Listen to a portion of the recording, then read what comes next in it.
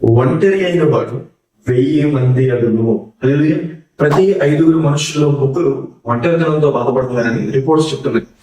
ఎవరు లేక ఒంటరితనానికి గురయ్యేవారు కొందరైతే, అందరూ ఉండి అర్థం చేసుకునేవారు, సహాయం చేసేవారు లేక ఒంటరితనాన్ని అనుభవించేవారు కొంతమంది.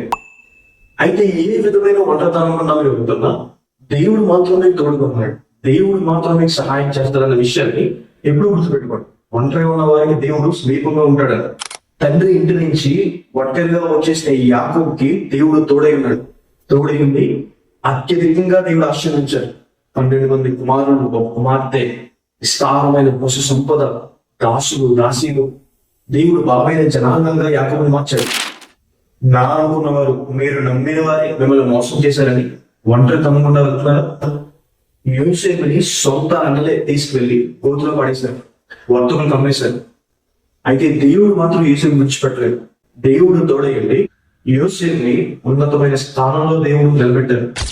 దేవుడిని నమ్ముకున్నందుకు అందరూ కూడా పక్కన పెట్టేశారు. దానియేలుని ప్రార్థన విషయంలో తీసుకువెళ్ళి ఒక్కడినే సింహభూమిలో వేసేశారు. అలాంటి సమయంలో దేవుడు దానియేలుకి తోడై ఉన్నాడు.